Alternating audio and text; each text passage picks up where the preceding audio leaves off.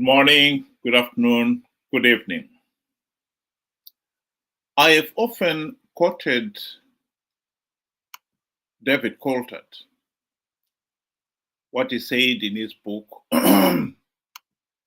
following the 2018 elections. And the quotation is being shown at the bottom of the screen.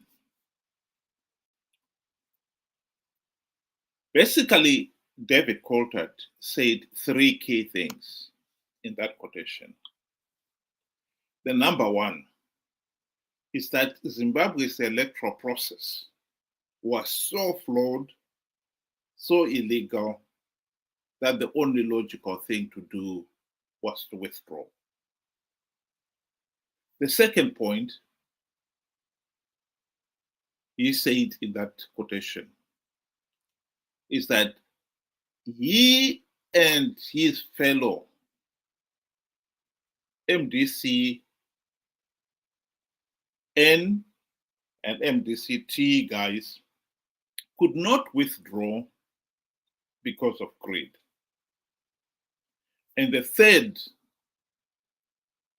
thing that he said in that quotation, which is probably the most important one to the ordinary Zimbabwean out there, is that by participating, you give credibility to the process. You give legitimacy to this vote rigging Zanu PF. Those three things are absolutely mind-blowing. They are true.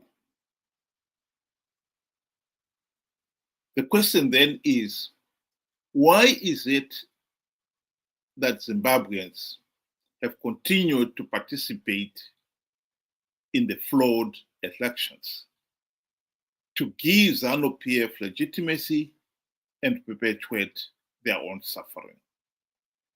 That is an issue that we must confront and address openly. Ben. Good day to you and good day to our viewers. Thank you for joining us. My question would be, after taking time to write such a book, which I think it was an eye-opener, and, there's very good points in there.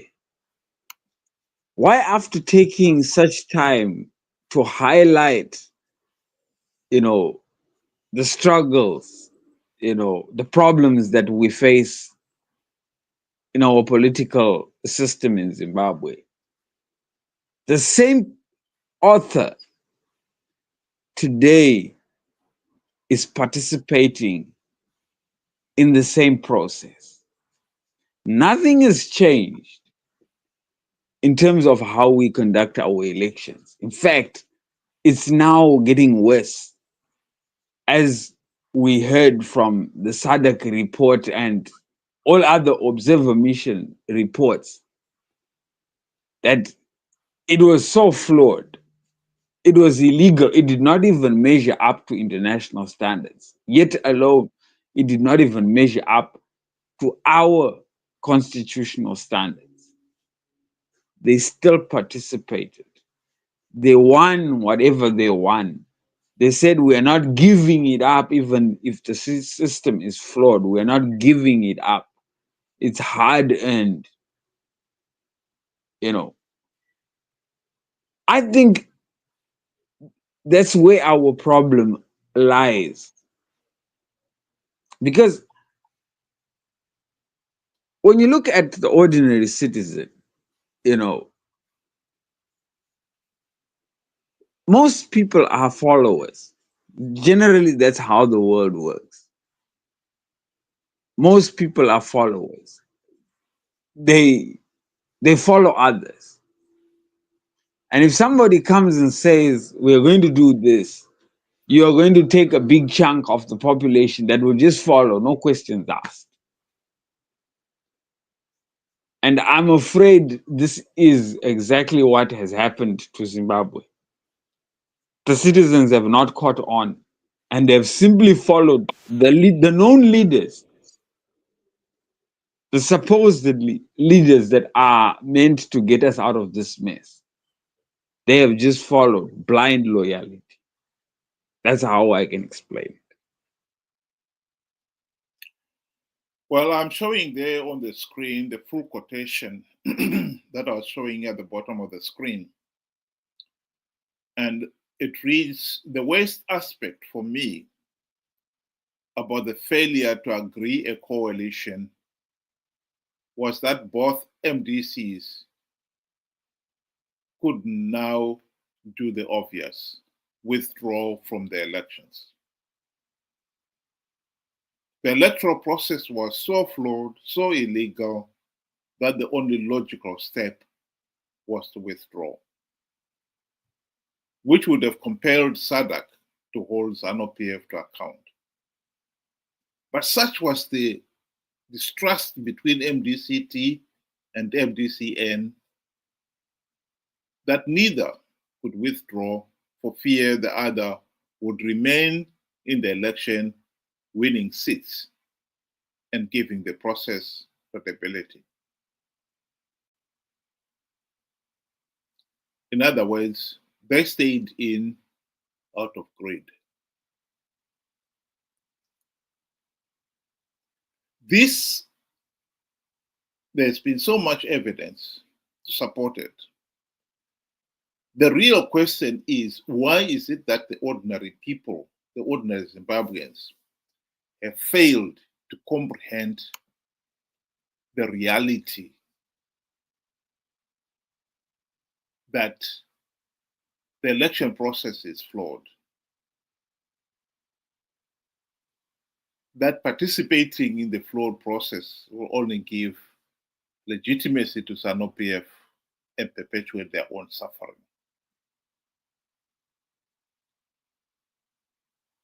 What is it in that statement that they failed to comprehend? Clearly, they failed to comprehend it. Because if you can keep on participating in flawed elections to give Zanu PF legitimacy and perpetuate your own suffering, there is definitely something wrong. And in my honest opinion, the main reason why the ordinary Zimbabweans have continued to participate in these flawed elections is that they've never really understood that statement. When David Coltart, they said the electoral process was so flawed, so illegal, you cannot change anything. And if you participate, you only give the process legitimacy. That was just water off a duck's back to the ordinary person. It meant nothing. And that's why they've continued to be easily conned. When Chamisa was telling them that he has plugged all the vote rigging loopholes, they believed him. Just as before then, he had promised, as MDC had promised,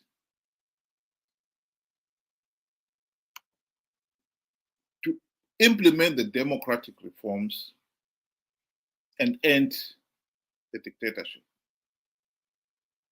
That was the purpose why the people of Zimbabwe had elected the MDC leaders in the first place. As the party name implied, the movement for democratic change.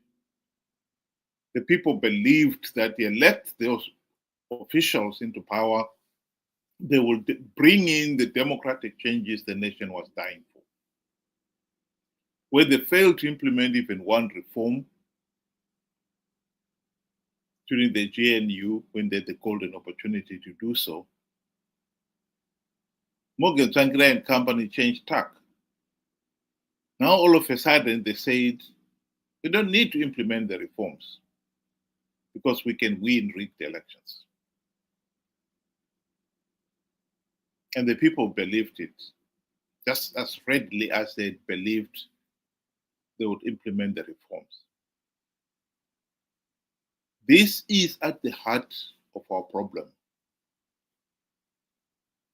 The people do not comprehend the problem. And even when it's explained to them, they still fail to comprehend it. The truth of the matter is the statement, the process is flawed, so flawed, the only logical thing to do is to stop participating. It's clear, crystal clear. It's just that if you don't have the intellect to comprehend it, it means nothing. That is where our problem is. How are we going to enlighten the people to see what is there? Because explaining it to them has failed. That is the problem. Ben. I have to say I agree with you. I think, the citizens of Zimbabwe, they do not fully comprehend or understand the meaning or what constitutes free, fair, and credible elections. And a classic example is you can see with the amount of new political parties that are sprouting all over. I mean, right now we could say we are in the hundreds of political parties that are coming in. To me, that shows that, you really do not understand what is wrong. I'll give you another example. If a sport is rigged, you don't increase the candidates to solve the solution. You find out that when there is a sport, there are rules and regulations. There are things that you must do. Drug tests, those are rules. How the whole sport is conducted, those are rules. And every player should adhere to those rules and regulations. That's what constitutes fairness. Not to say you leave the sport as it is with no rules, no regulations, nothing, and you just increase the players. I think we are missing that part. Zanu PF is not playing by the rules, is not playing by the international rules, is not playing by the domestic rules. Hence, no matter how many participants come through, Zanu PF will still play dirty. That is what is happening. So you can say, Chamisa failed, this one here failed. You will also fail because Zanu PF is not playing by the rules. What you need to do first is get the rules and regulations set, and everybody is governed by those rules and regulations. Then you can play the sport. I think this is where people do not really understand, and we have been going around and around in circles. Now it's getting worse to say everybody wants to have a little political organization. Once you get a few people in your group, you want to form a political party and go and play the unfair sport, a sport with no rules and regulations. And we still come back to the same thing. ZANU PF will rig those elections and we will be here until, I don't know.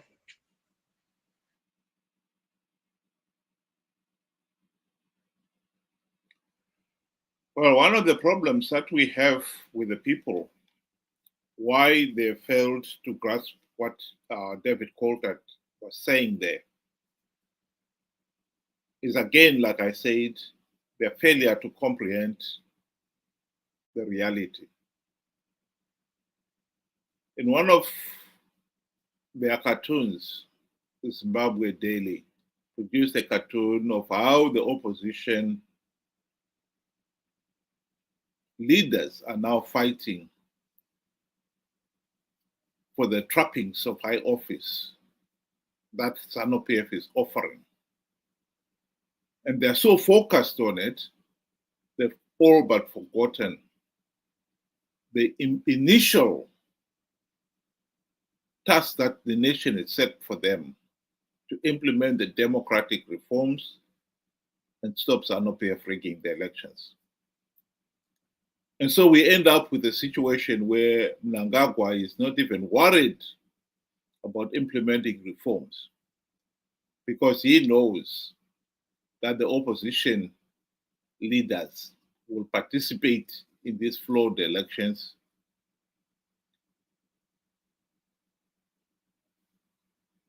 chasing the trappings of high office, the gravy train benefits that he offers them.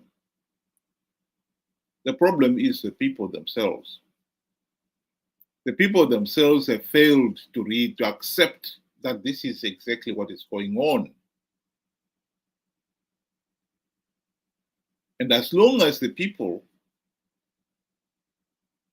fail to realize what is going on, the opposition will con them to participate. And the more people who participate, you give the process legitimacy. This is the key to the problem here. As David Coltart clearly stated in this quotation, you participate in the flawed elections, you give the process credibility. And that is exactly what some people do not understand. They've been participating in these flawed elections for now 45 years and counting. They've not changed the result, but by participating, they've given the process legitimacy. That should not be rocket science for anyone to see what is happening here, particularly after 45 years. But clearly it is. And again, boils down to the one thing we're talking about earlier on, that the people themselves have failed to comprehend the reality of the country's political situation.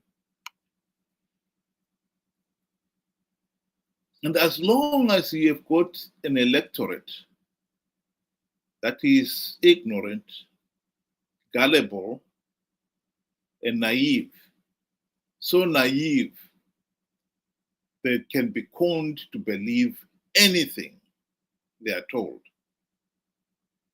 there will be no meaningful democratic change in Zimbabwe. Think about it. Thanks very much. Ben, do you want to give your closing remarks? The elections of Zimbabwe can be likened to this, game that is played on the street. I know the Shona name, they call it Fage. You find there are a lot of individuals that will be, acting as innocent bystanders. They are also playing part of the game and winning, enticing an unsuspected stranger to come in and also be part of the game and and try and win, only for them to be the one to lose out. This is the situation with our elections, and the citizens are the unsuspecting stranger. They walk into this trap where you find Zanu PF who rigged the elections, The bystanders are all these other political organizations that are telling you that you can win because they are winning a few gravy train seats. And at the end of the day, the Zimbabwean citizen wins nothing. After you have participated in rigged elections, they share the spoils, and you are left to walk naked. You are left to bear the scars for the next 5 years.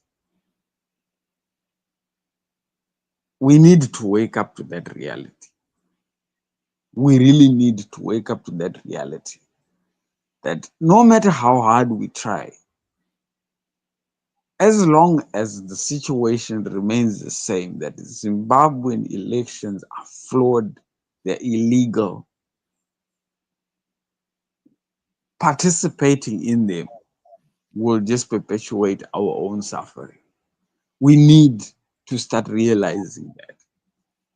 And until we do, we will be back and we will be saying the same thing over and over again with no change. That's what I have to say. I've got on the screen there the picture of Morgan Tsvangirai when he was attacked by Zanu PF. I think most people have been moved by such pictures. One can go back to the War of Liberation. The people of Zimbabwe believed Zanu PF were their liberators, and they would not believe that they would betray them. By the same token, the people of Zimbabwe believed MDC leaders would never betray them. The truth of the matter is, as David Coltart readily admits there, they did betray the people. MDC guys failed to implement even one token reform. This is not a matter of speculation. This is a historic fact. And why some people still refuse to accept historic facts beggars belief. Zimbabwe is not going to have any meaningful change as long as Zimbabweans continue to participate in flawed elections, which they should know they are flawed, which they know they are flawed, and perpetuate their own suffering. This is at the heart of our problem, the people themselves. What David Coltart said in his quotation, those are historic, hard facts. The question still remains, if the election process in Zimbabwe are so flawed, the only logical step is to withdraw. So why are Zimbabweans still participating in flawed elections 45 years after independence?